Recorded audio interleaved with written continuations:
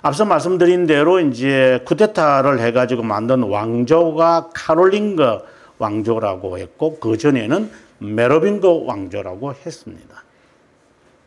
메로빙거의 왕조의 시작은, 이것은 이제 프랑스의 시작입니다. 바로 클로비스에 의해서. 우리가 지난 시간에 그 아우구스티누스 순교사 이야기를 했지만, 이 사람의 정손녀 베르사가 켄트로 시집을 왔고, 그리고 그 켄트 왕과 이제 혼인하여 있을 때 아우구스티누스가 순교사로 왔고, 그리고 이 사람의 그 딸이 이제 노슨버리아로 또 가서 오스위가 등장하고, 이제 이런 이야기를 지난 시간에 아주 복잡하게 했습니다만은, 아무튼 그 인물이 되어지는 클로비스라는 사람. 지금도 일대 왕입니다. 그 퐁텐블루라고 하는 퐁텐블루의 그 캐슬에 가보면은 이렇게 족보를 보면은 이렇게, 우리는 뭐 이성계 태조 이라지만 이 사람들의 태조는 이제 클로비스예요. 하여튼 그 왕조를 이제 없애고, 이제 마치 영계소문과 같은 이런 샤르마텔, 이거 마텔이라는 게 이게 망치라는 말인데, 이 아주 장군입니다. 그 어떤 장군이냐면은 그림에서 잘 나타나는데, 우리가 이슬람이 570 몇 년일 거예요. 570. 하여튼 그 6세기 말에 시작을 하잖아요. 이 시작이 되어져서 이 파죽지세로 이제 북아프리카를 다 점령해 버리고, 그리고 지럴랄트 이름이 너무 마음에 안 들어가지고, 그 14km밖에 안 되는 그 해역을 넘어서 이제 스페인을 다 점령하고, 그 다음에 이제 피렌체를 넘어서 오려고 할 때 샤론 마르텔이 이걸 이렇게 막는 큰 어떤 영적 행동을 합니다. 지브랄 이름이 나온, 그냥 이렇게 상식적입니다만은, 이 스페인이 이래 있고 이게 뭐 어느 나라인지 모르겠는데 북아프리카에 있으면 요 거리가 14km밖에 안 돼요. 14km 같으면 다리 놓으면 되잖아요. 그냥 다리를 못 놓아요. 왜냐하면 이 깊이가, 이 바다 깊이가 1km가량 돼요. 그럼 물살이 엄청나게 세요. 어디를 이게 꼽아 넣어가지고 광안대교처럼 만들겠어요. 그래서 14km밖에 안 되는 건데도 그게 다리를 앞으로도 못 놓을 정도로 아주 해협이 이 물살이 세고, 그리고 이 깊어요. 어디 기둥을 박을 그런 여력이 없을 정도예요. 생각을 해보십시오, 여러분. 어디를 박겠습니까? 아마 저는 볼 때는 미래적으로 볼 때 중국하고 한국에 가까워지면은 아마 인천이나 거기에서 저기 샹하이까지 가는 건가, 청도까지 가는 다리를 놓을 것 같아요, 제가. 이거 100m밖에 안 되니까. 100m밖에 안 되고 팍 박아버리면 되니까. 미래에 어느 또 좋은 관계가 되면은 이 다리가 만들어지지 않겠나 하는 생각을 합니다. 아무튼 이 사이가 굉장히 좁기도 하고 깊어서, 근데 과거에 우리가 아다시피 포에니 전쟁에서 보면은 이 장군이 이걸 넘잖아요. 코끼리를 데리고. 보통 사람이 아니죠. 이런 사람들은 좀 광신자 정도인데, 이걸 어떻게 그 14km나 되는 그 해협을 배를 타고, 코끼리가 보통 톤입니까? 그걸 태우고 한두 마리도 아니고 한 30몇 마리라는데, 그걸 끌고 우리나라 같은 고조선 시대인데, 그걸 한니발이 그거 올라가가지고 그것도 알프스를 넘어가지고 내려가서, 물론 알프스 산 넘어가면서 거의 다 죽었거든요. 다 죽지요. 뭐 배가 고프니까 그 잘 먹었겠지 뭐. 고래고기도 먹는데 뭐. 그래서 먹으면서 갔을 것 같아요. 내가 볼 때는 그거에. 왜냐면 그 고기잖아. 싱싱한 고기니까. 그 한 마리 죽이면 아마 한 100명 정도는 맛있게 먹을 거니까. 근데 중간에 거의 다 죽죠. 그러니까 이 한니발이 이걸 넘어서 갈 정도의 가까운 거리였는데, 아니 지금 8세기 되어졌는데 이 이슬람 사람들이 이거 못 넘어가겠어요? 나중에 오스만 투르크족이 이제 1453년에 예, 지금의 콘스탄티노플, 지금 이스탄불을 점령하기 위해서 아무리 공격을 해도 이 성벽이 데오도시우스 2세가 세운 이 성벽, 삼중 성벽이고 이 깊이가 20m이기 때문에 아무리 공격을 해도 이게 안 뚫혀요, 이게요. 그냥 나중에 어떻게 하는데요? 1453년에 이슬람 사람들이 배를 어깨에 메고 산으로 올라가 가지고 옆을 이 보통 사람들이 아닙니다. 이 모슬렘 사람들이. 이 아주 제가 보니 아주 진짜 대단한 사람. 아니 배가 산에 올라간다는 말은 들었어도 실제로 역사에 올라가 가지고 1453년에 이스탄불을 무너뜨리는데 배를 그때 20몇 척이 올라가거든요. 사람이 몇 명이 동원이 됐겠어요. 그 범선을 그 메고 올라가 가지고 또 내려와야 되고 내려와 가지고 포를 쏘았다니까. 진짜 이슬람 사람들은 보통 사람들이 아니다. 개인적으로 그렇게 볼 정도인데. 그러니까 그 사람들의 공격을 이 샤론 마르텔이 차단시켰다. 이제 그런 의미에서 아주 훌륭한 사람으로 이제 영웅으로 되어지죠. 단테가 쓴 신곡에도 보면 그 사람을 가리켜서 믿음을 변호한 자다.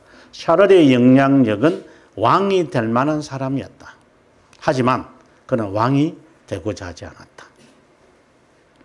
두 명의 아들들이 교육을 위해 파리 근교에서 생드니죠. 그 생드니의 수도원에 보내가지고 한 명은 빼삐, 우리가 난장이 빼삐이고 한 명은 카롤로망이에요. 근데 이 빼삐는 아주 좀 잔머리를 굴리는 사람이에요. 근데 카롤로망은 엄마를 닮은 것 같아요. 그래서 그냥 자기는 다 그만두고 그냥 수도사로 지내겠다 이런 거죠. 근데 빼빵이 이제 이 아버지의 어떤 기질을 닮아가지고 이 모든 그 지역을 이 사람이 장악하게 되어진다 하는 이야기입니다. 자, 이 사진을 보시면은 그리고 샤론 마르텔이 세상을 떠나기 전에 737년 프랑크족을 다스리고 있는 사람이 투드릭이었는데 그가 죽으면서 7년 동안 왕이 없는 무정부 시대였다. 그러자 빼빵이 칠데릭 3세를 앞세워 그러니까 허수아비 공민왕을 세우는 것처럼 허수아비를 딱 세워버린 거야. 마치 누굽니까? 조조 이름 갑자기 기억이 안 나는데 그 왕을 세워놓고 지가 조절하다가 나중에 위나라의 지가 왕이 되는 똑같은 현상이 얘기해요. 그리고 자기 동생은 수도원으로 나는 간다 하고 떠났으니까 이제 빼빵이 이제 최고의 권력자가 되는 거죠. 이제 그러다면 그 다음에 올라갈 것밖에 없으니 칠데릭 3세를 자기가 옹위해서 왕을 만들었으니 자기가 되고 싶은 마음이 있죠. 거기에 이제 등장하는 사람이 바로 지금 우리가 보게 되어질 보네파치우스라는 선교사가 등장하는 겁니다. 그가 그 사람에게 질문하는 겁니다. 여기에 보면은 지금 실권을 가진 자가 왕이 되어야 되느냐. 그 다음에 또 하나는 왕위가 실권을 가진 자와 왕족인 자 중에 누가 되어야 되느냐라고 하자 보니파치우스가 이제 이 답을 주는 거죠. 실력이 있는 실권을 가진 자가 되어야 한다. 그래서 빼삐는 야망을 가진 자로서 군의가 필요했고 로마 가톨릭은 보호가 필요했기에 둘은 서로 필요를 서로 충족시킬 수 있었다. 이렇게 하여 정교 유착이 정말 세기에 마치 드라큘라 전설에 의하면 드라큘라가 헝가리의 귀족인데 드라큘라를 이제 불러일으키는 그 소설책의 내용입니다만 그 불러일으키는 이유가 간단하잖아요. 자기를 괴롭히는 사람들을 없애기 위해서 자기 피를 그 소설에 보면은 드라큘라에게 피를 먹이고 그 사람이 이제 살아나서 자기 반대파를 잘 죽이게 만들고 그리고 밤 되면 속 들어갈 거니까 거기에 소설의 이야기가 그렇게 시작하는 거잖아요. 야망을 가진 사람이 무슨 힘이 필요하다. 파우스트처럼.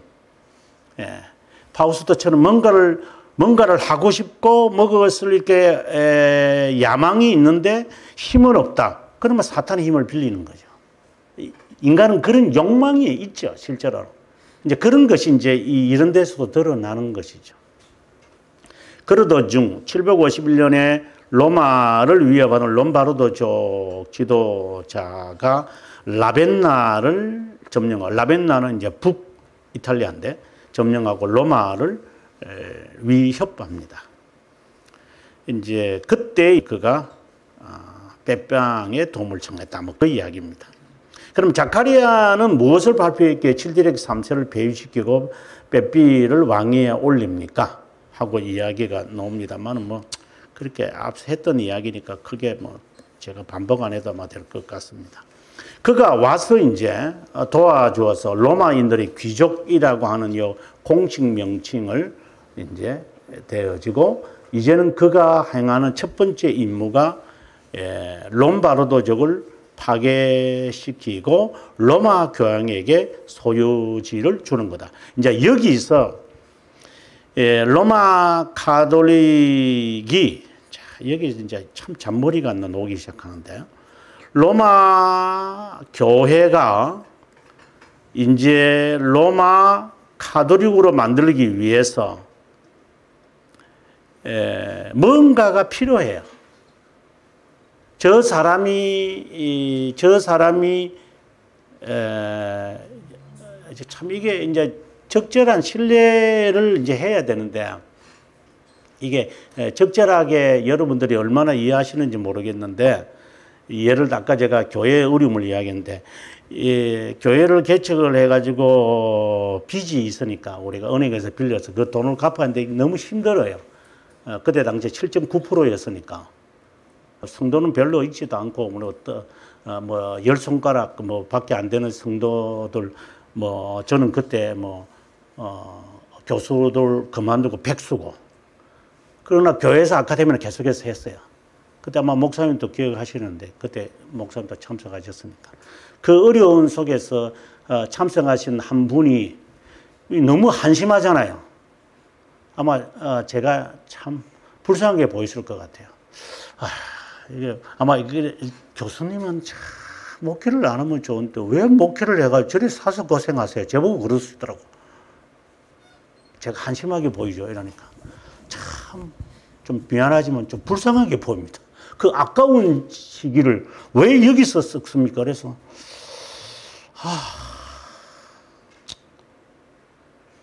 당신 말이 맞는 것 같아. 내가 왜 여기서 인생을 허비해야 될지 모르겠어. 내가. 이 성도 10명도 안 되는 사람 앉혀놓고 목회해야 되는 이유가 뭐였는지 모르겠어, 제가. 저도 한심하고, 교수직까지 그만두고 뭐 할지도 안다고 앉아가지고 이 앉아 목회하고 있었겠어, 앉아가지고. 그리고 그분이 제가 얼마나 불쌍하게 보이겠어요. 참, 저 정도의 사람이 왜 여기서 사서 고생하는지 모르겠어요. 그래서 그분이 저를 너무나도 불쌍히 여겨가지고, 저를 도와주었죠. 우리 교회를 도와주었죠. 그때 빚이 있는 거 돈을 준 게 아니라 어쨌든, 완전히 구세주 같았어요. 제가 도와달라 안 했어요. 하도 제가 불쌍하니까, 그래, 이율이라도 낮추게끔 하고. 해가지고 자기 친구, 지점장을 만나가지고, 이래저래 해가지고 어쨌든 이 돈을 3분의 1로 확 줄여버렸어요. 살 것 같으면. 여러분, 130만 원 내다가 45만 원 이자 내보십시오. 사람이 살맛납니다. 그 다음 단계가 뭐냐면, 목사님이 하시는 그 출판사, 제가 한번 하면 안 될 거예요. 그 다음 출판사가 이제 눈에 보여요. 그러면 이것도 제가 돈도 사고, 우리 사무실 쪽에 저것도 내가 사고, 다 사겠다고. 그럼 경영을 제가 할 테니까, 목사님, 말씀만 좀 하시면 됩니다. 여러분, 진짜 최고의 제안입니다. 나는 설교만 하면 되고, 이 사람이 돈을 다 대게 줬다는데, 제가 어떻게 해야 됩니까, 여러분?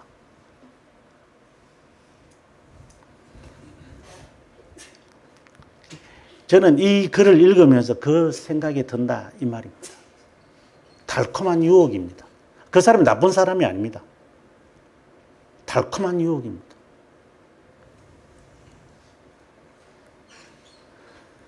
로만 가톨릭이 이제 이 잔머리를 굴립니다. 저 세력이 나를 돕게 하기 위해서는 어떻게 해야 됩니까? 거짓 지정서를 만들어야 됩니다. 그게 콘스탄티누스 지정서, 즉 이시도리안 문서가 이제 만들어지는 거예요. 이 문서를 가지고 빼빵에게 가져가는 거예요. 너가 지금 우리를 도와줘서 이 반도를 교회로 넘기면 너는 황제가 될 수 있다는 거예요.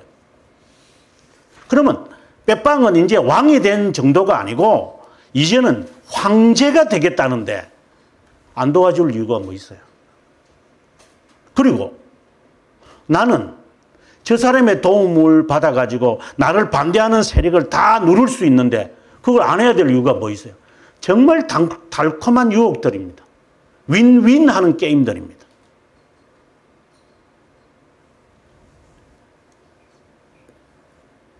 그래서 이루어진 겁니다. 칼빈 선생의 기독교 강요 우리가 보는 사권 7장 17항에서 이렇게 말합니다. 고을 지방은 만족하는 수준에만 로마 감독을 존경하는 정도였다. 그런데 빼삐가 그 왕국을 점령한 후에 고을 지방은 지금의 프랑스죠. 로마 감독이 수적이 되고 맙니다. 로마 감독 자카리아가 그를 도와 불신과 강도짓을 하도록 하여 합법적인 왕을 내쫓은 후에 왕국을 찬탈했습니다. 로마 감독은 고을 지방에 속한 교회들에 대한 사법권을 장악하게 되었습니다. 강도들이 약탈물을 나누듯이 이들은 서로 타협하여 참된 왕을 내어 쫓은 후에 지상적이고 시민적 권력을 장악했고 자카리아는 모든 감독들의 수장이 되었고 영권을 장악하게 되었습니다. 이 권력도 처음에는 미약했지만 나중에는 샤르마뉴 대제에 의해서 강화되었습니다. 그도 로마 교황의 노력에 힘입어 황제가 되었기 때문에 황제의 덕을 입은 사람이 됩니다. 정교유착입니다. 그러면 도대체 이 보니파치우스라는 사람이 어떤 사람인가? 이제 다음 시간에 우리가 보겠습니다만은 오늘 우리가 본 것은 어떻게 정교유착이 일어나서 로만 가톨릭과 그리고 신성로마 제국이 만들어지는 정교유착이 지금 최악이며 최고의 범죄의 사건이 일어나는 배경을 우리가 오늘 살폈고 다음 시간에 이제 아마 이번 학기의 마지막 수업이 되겠지만은 보니파치우스와 함께 이제 그 카롤린거의 르네상스까지 아마 다음 시간에 살피도록 하겠습니다. 우리가 지난 시간에 제가 강조하면서 정교유착이 되면 교회는 타락한다. 이제 이런 말씀을 드렸습니다.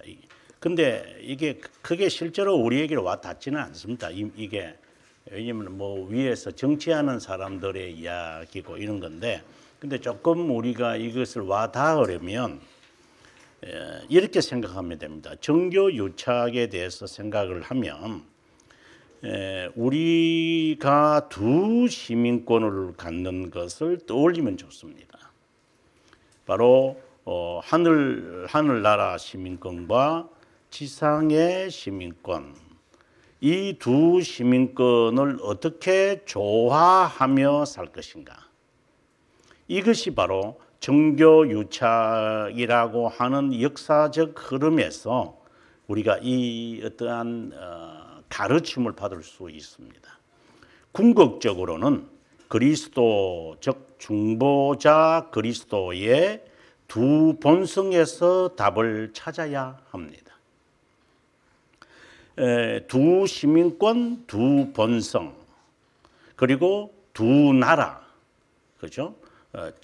정치와 교회, 이 관계를 어떻게 할 것인가라고 하는 것이 우리가 바라보는, 자신이 바라보는 그 정치와 교회의 이 관계, 그러니까 국가와 교회의 이 관계가 이것과 관련이 되어 있다고 생각하시면 조금 더 와닿을 수 있지 않겠나. 칼빈 선생이 기독교 강요 마지막 20장에서 사권 20장에서 시민 정부에 관해서 이야기할 때 이 두 시민권에 관한 이야기를 합니다. 그래서 정교 유착에 관해서 엄격하게 이제 두 나라에 관하여 서로 침해하지 않도록 하지만 이 두 시민권을 가지고 있지만 성도들은 국가 안에서 또 살고 있잖아요.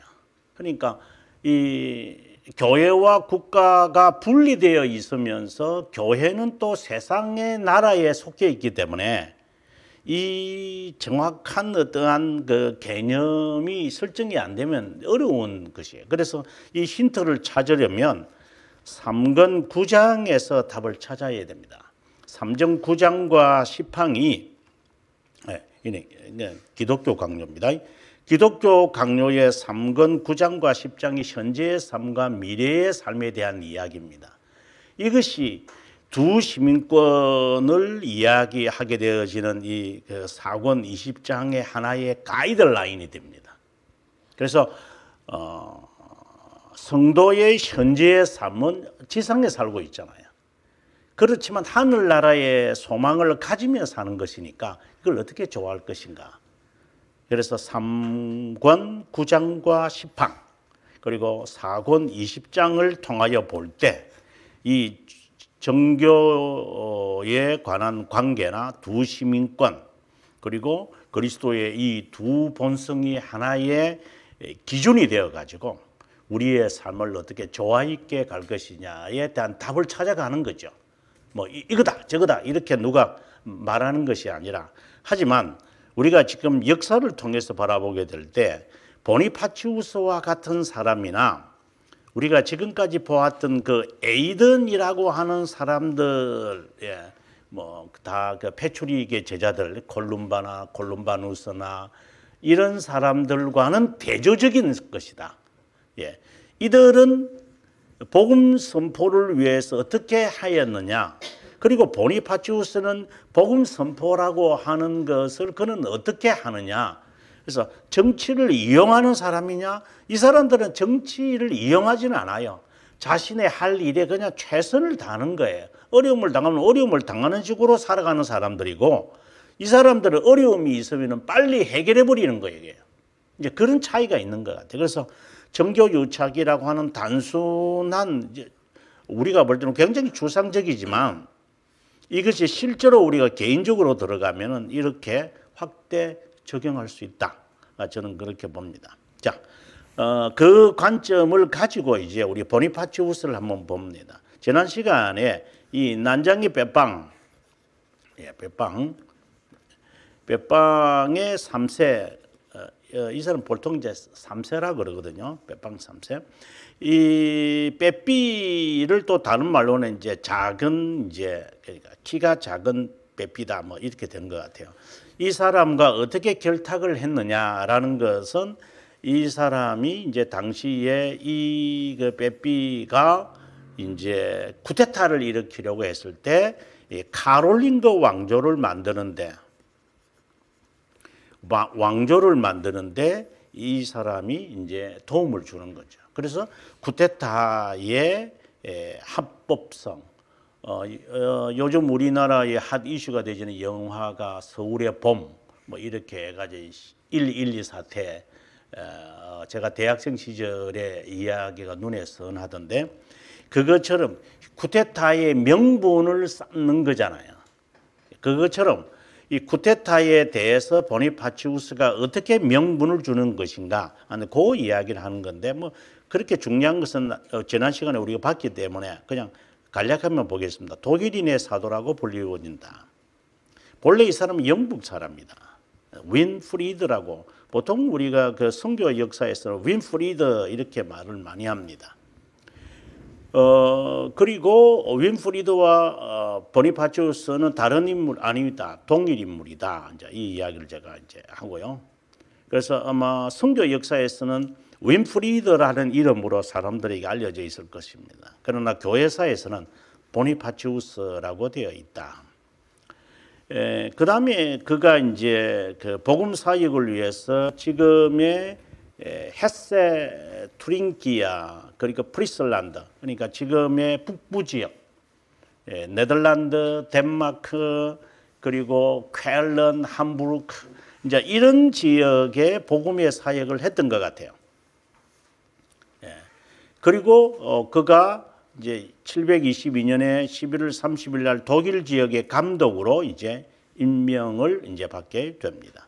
그 다음에 이제 또 투르 이거는 그 뭐야 그 바이킹의 그 신의 이름이 이제 토르잖아요.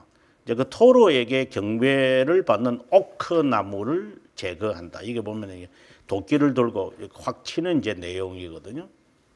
그 나무로 프리슬란드 대성당을 지었다. 뭐 이거는 그냥 그냥 사람들이 하는 이야기 별로 중요한 것이 아닙니다. 이게 이제 성탄절 나무의 기원이 되어졌다. 성탄절에 이제 소나무를 이렇게 해가지고 추리를 만드는 것이 기원을 두 가지로 보잖아요. 하나는 여기에 보니파치우스에 의해서 되어진 것이 있고 또 하나는 마틴 루터가 이제 성탄절 전날에 했다라는데 이 둘 다 틀린 말 같아요. 이는 기원이 없어요. 제가 공부한 바에 의하면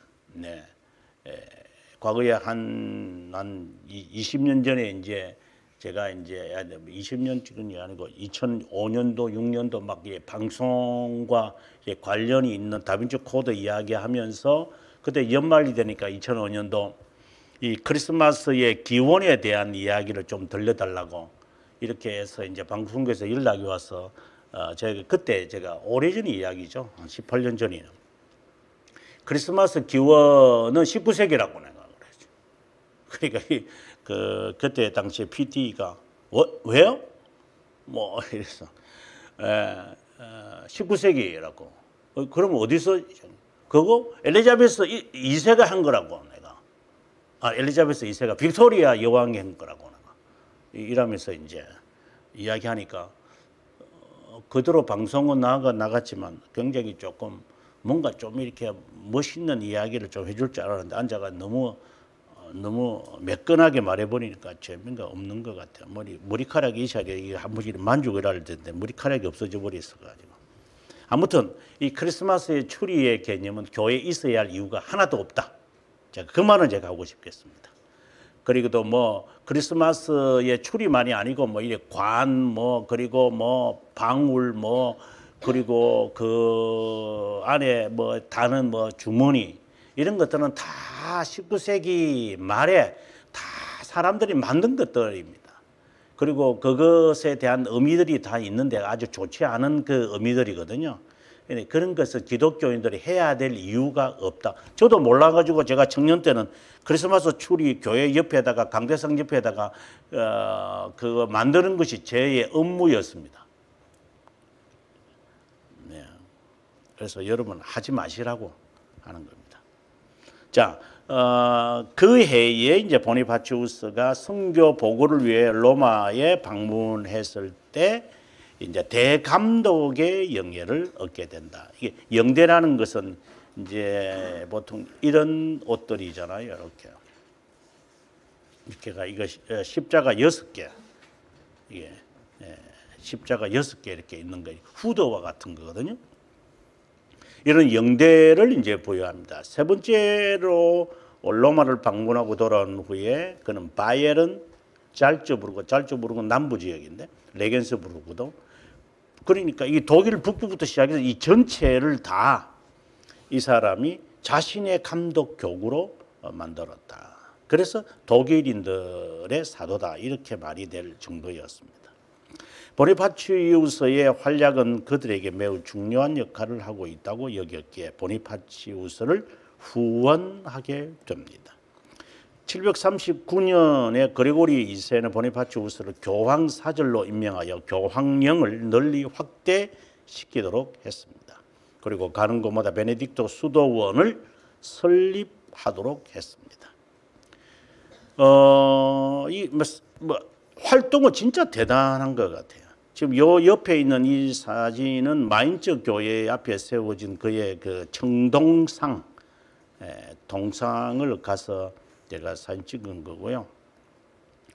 상황은 벼락입니다. 741년 프랑크족의 장군인 바로 샤르 마르텔이 세상을 떠나면서 이제 그의 아들, 이제 이게 첫째 아들이고 둘째 아들입니다. 이게 첫째 아들은 나중에 수도원으로 들어가죠. 이 빼삐가 이제 보니파치우스를 초청하여 이제 쿠데타를 이제 하게 되어지는 것이 나옵니다. 그래서 서와송에서 왕으로 임명하게 되어졌고 카롤링크 왕조를 만들었다. 자, 이 이야기를 지난 시간에 좀 했기 때문에 그 종교 유착의 시작이 이루어진 거다. 그 다음에 그가 죽고 난 다음에 스트룸이라고 하는 사람이 이제 그 지역을 이제 20년 동안 수호했다. 스트룸이라는 사람도 상당히 유명해요. 그 다음에 그를 대신하여 엘리라고 하는 사람이 또 헌신했다. 뭐 하면 쭉 이제 이야기가 나오는데 뭐 그것은 우리 읽어보면 되는 것 같습니다.